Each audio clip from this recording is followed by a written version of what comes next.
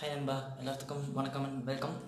எல்லாருமே பைக் வாங்கணும்னு ஆசைப்படுவோம். தென் பைக் வாங்கும்போது எல்லாத்துக்குமே முக்கியமான விஷயம் வந்து மைலேஜ் எவ்வளோ தருது அப்படிங்கிறது கண்டிப்பாக எல்லாம் தெரிஞ்சிருக்க வேண்டிய விஷயம் தான்.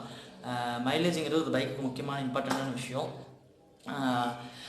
எப்படி பைக்கில் எங்கள் மைலேஜ் இன்க்ரீஸ் பண்ணுறது, எப்படி பண்ணால் மைலேஜ் டிக்ரீஸ் ஆகாமல் பார்த்துக்கலாம் அப்படிங்கிறத பற்றி தான் இந்த வீடியோவில் பார்க்க போகிறோம். சேனல் பிடிச்சிருந்தா சப்ஸ்கிரைப் பண்ணுங்கள், பக்கத்தில் இருக்க பெல் ஐக்கான் அழுத்துங்க. இனி இன்ஃபர்மேட்டிவ் வீடியோஸ் வேணாலும் கீழே கமெண்ட்ஸில் கமெண்ட் பண்ணுங்கள், கண்டிப்பாக அதுக்கு வந்து வீடியோ எடுத்து போடுறேன். இன்றைக்கி வந்து ஒரு சின்ன இன்ஃபர்மேட்டிவ் வீடியோ தான். தென் ஃபஸ்ட் ஆஃப் ஆல் என் பைக் வந்து அப்பாச்சி RTR 160. இது வந்து 2012 மாடல். ஃபஸ்ட்டு அந்த ஐ டைப்பில் வந்த ஃபஸ்ட் வண்டினே சொல்லலாம். ஹைப்பர் எஜ்ஜுக்கு அடுத்த வருஷம் வந்த வண்டி. இதோட ஸ்டார்டிங் வந்து ஃபஸ்ட்டு எனக்கு நல்லாவே 50 கிலோமீட்டர் பர் லிட்டர் வந்துச்சு. பட் இப்போ வந்து 30 கிலோமீட்டர் பர் லிட்டர் தான் கிடைக்குது. ஏன்னா இது வந்து 1.5 lakh கிலோமீட்டருக்கு மேலே இது வண்டி போயிடுச்சு. எங்கள் அப்பா தான் வந்து வண்டி ஓட்டிகிட்டு இருந்தார் ஃபஸ்ட்டு 2015 வரைக்கும். அவர் வந்து இப்போ confirm 150 to 200 kilometre per day போயிடுறாரு. ஸோ வந்து ஈஸியாக 150 கிலோமீட்டர் வந்து ரீச் ஆச்சு. தென் அது வந்து எனக்கு என் கையில் வரும்போது ரொம்ப மைலேஜ் ட்ராப் ஆன மாதிரி இருந்துச்சு எனக்கு ஃபீலிங்கு. ஸோ என்ன பண்ணேன், தென் என்ன பண்ணால் மைலேஜ் டிக்ரீஸ் பண்ணாமல் பார்த்துக்கலாம் அப்படிங்கிறத பற்றி தான் வீடியோவில் பார்க்குறோம். ஃபஸ்ட்டு வந்து எப்பயுமே வண்டி ரிசர்வில் வச்சு ஓட்டாதீங்க. ரிசர்வில் வச்சு ஓட்டும் போது வண்டியோட இன்ஜின் வந்து ரொம்ப ஸ்ட்ரெயின் ஆகும். ஸோ ஆனில் இருக்கும்போது பர்ஃபார்மன்ஸ் ரொம்பவே நல்லாயிருக்கும்.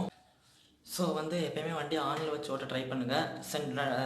தென் செகண்ட் விஷயம் என்னென்னா, எப்பயுமே NHLலாம் ஓட்டும் போது ஈக்குவல் ஸ்பீடை மெயின்டைன் பண்ணுங்கள். அதாவது இப்போ 5000 RPM போயிட்டு இருக்கீங்கன்னா 5000 RPM மெயின்டைன் பண்ணுங்கள். இன்ஸ்டன்ட் பிக்கப் எப்பயுமே கொடுக்காதீங்க. அதாவது என்னென்னா, ஃபஸ்ட் கியர்லேயே வந்து ஃபுல் ரைஸ் பண்ணுறது, செகண்ட் கியர்லேயே ஃபுல் ரைஸ் பண்ணிங்கன்னா கண்டிப்பாக வந்து மைலேஜ் ட்ராப் ஆகும்னா வண்டியோட இன்ஜின் ஆயில் வந்து 3000 கிலோமீட்டருக்கு ஒரு டைம் வந்து கண்டிப்பாக வண்டியோட இன்ஜின் ஆயிலை மாற்றிருங்க. வண்டியோட இன்ஜின் ஆயிலை பொறுத்த வரைக்கும் கூட மைலேஜ் ட்ராப் ஆக வாய்ப்பு இருக்குது. வண்டியோட இன்ஜின் ஆயில் வந்து நிறைய வகை இருக்குது.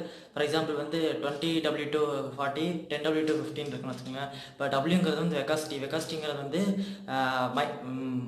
ஆயிலோட பிசுபிசு தன்மைன்னு சொல்லலாம். ஸோ பிசுபிசு தன்மை எவ்வளோ ஸ்ட்ராங்காக இருக்கோ அதுக்கேற்ற மாதிரி மைலேஜ் மாறும். இப்போ வந்து மலை பிரதேசம் கூலிங் வின்டர் சீசனில் இருக்குன்னா மேக்ஸிமம் 10W250, 10W230 யூஸ் பண்ணுங்கள். ஏன்னா அப்போ வந்து அதோட பிசுப்புத்தன்மை அதிகமாக இருந்துச்சுன்னா அது வந்து உறைஞ்சி போக வாய்ப்பு இருக்குது. இல்லாட்டி இதோட அதிகமாக அதாவது அதோட ஃப்ளோ கம்மியாக கண்டிப்பாக வாய்ப்பு இருக்குது. தென் அந்த மைலேஜ் அந்த இன்ஜின் ஆயில் மாற்றும் போதே கண்டிப்பாக நீங்கள் வந்து ஆயில் ஃபில்டரையும் மாற்றிடுங்க. ஏன்னா ஆயில் ஃபில்ட்ரு எவ்வளோ க்ளீனாக இருக்கோ அதை பொறுத்து தான் இன்ஜின் ஆயில் வந்து க்ளீனாக இருக்கும். தென் நாலாவது விஷயம் என்னென்னா, ஏர் ஃபில்டர் வந்து நீங்கள் கண்டிப்பாக வந்து டஸ்ட் ரீஜன்லாம் இருந்தீங்கன்னா கண்டிப்பாக வந்து ஒரு 1000 கிலோமீட்டர் ஒன்ஸ் வந்து க்ளீன் பண்ணி கண்டிப்பாக போட்டுருங்க. ஏர் ஃபில்டர் எவ்வளோ க்ளீனாக வச்சுருக்கீங்களோ அதை பொறுத்து கூட மைலேஜ் மாற வாய்ப்பு இருக்குது.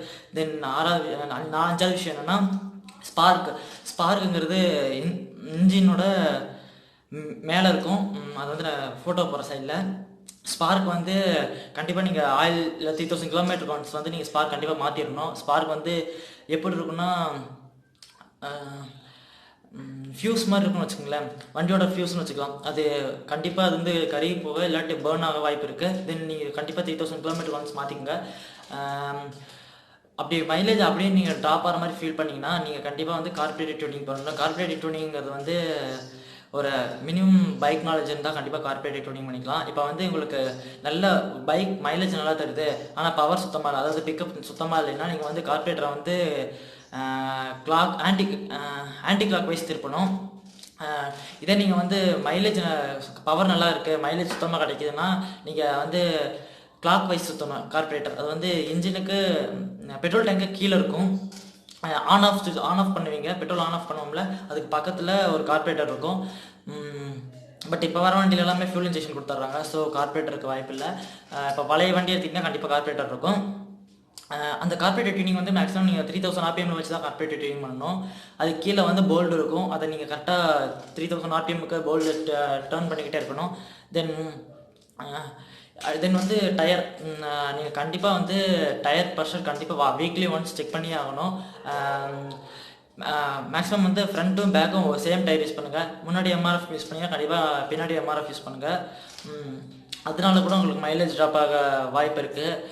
அது வந்து ப்ரெஷர் எப்படின்னா வந்து ரோடோட ஃப்ரிக்ஷனை பொறுத்த வரைக்கும் ஈக்குவலாக இருந்துச்சுன்னா தான் வண்டி மூவ்மெண்ட் ஸ்பீட் இருக்கும், தென் மைலேஜும் கிளியராக இருக்கும். தென் இன்னொரு விஷயம் என்னென்னா வந்து கண்டிப்பாக நீங்கள் வந்து வண்டியோட செயின் நீங்கள் எவ்வளோ டைட்டாக வைக்கிறீங்களோ, வண்டியோட செயின் வந்து எவ்வளோ டைட்டாக வச்சிங்கன்னா வந்து வண்டி செயின் பிரேக் ஆக வாய்ப்பு இருக்குது, லூஸ் வச்சிங்கன்னா வந்து வண்டியோட மைலேஜ் ட்ராப் ஆக வாய்ப்பு இருக்குது. ஸோ வண்டியோட செயின் வந்து நீங்கள் எப்பயுமே கரெக்டாக மெயின்டைன் பண்ணிக்கிறது பெஸ்ட். ஏன்னா நீங்கள் இன்ஜினோட ரொட்டேஷனுக்கு ஏற்ற மாதிரி பேக் டயர் வீலிங் சுற்றிட்டே இருக்கணும். ஸோ வண்டியோட செயின் வந்து நீங்கள் ரொம்ப டைட்டாக வச்சிங்கன்னா செயின் உடஞ்சிரும், இல்லாட்டி பிஞ்சிரும். தென் லூஸாக வச்சிங்கன்னா வந்து வண்டியோட இன்ஜினோட ரொட்டேஷனுக்கும் வீலோட ரொட்டேஷனுக்கும் கண்டிப்பாக வந்து கேப் விழும். ஸோ அதனால கூட உங்களுக்கு மைலேஜ் ட்ராப் ஆக கண்டிப்பாக வாய்ப்பு இருக்குது. தென் இதெல்லாம் பண்ணி உங்களுக்கு மைலேஜ் ட்ராப் ஆகுது அப்படிங்கிற ஃபீல் இருந்துச்சுன்னா கண்டிப்பாக வந்து இன்ஜினில் இருக்கிற போர் தான் மாற்றணும். இன்ஜினில் இருக்கிற போருங்கிறது வந்து இன்ஜினுக்கு சென்டரில் நடுவில் ஒரு ரவுண்டாக இருக்கும் ஹோல்ஸ் மாதிரி. அது வந்து டேமேஜ் ஆச்சு, இல்லாட்டி அது வந்து ரஸ்ட் ஆகி இன்ஜினுக்குள்ளே விழுந்துச்சுன்னா அது வந்து எக்ஸாஸ்ட் ஸ்பீடை கம்மி பண்ணிவிடும். ஸோ உங்களுக்கு அதனால கூட மைலேஜ் ட்ராப் ஆக வாய்ப்பு இருக்குது. கண்டிப்பாக அதை நீங்கள் வந்து மாற்றுறது பெஸ்ட். அதோட காஸ்ட் வந்து 2000 to 4000 ஆகும் மாற்றுறதுக்கு. தென் அதை நீங்கள் மாற்றிக்கிட்டிங்கன்னா பெஸ்ட்டு, உங்களுக்கு மைலேஜ் நல்லாவே கிடைக்கும்.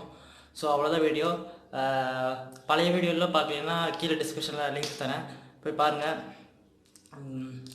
தென் தேங்க்ஸ் ஃபார் வாட்சிங்.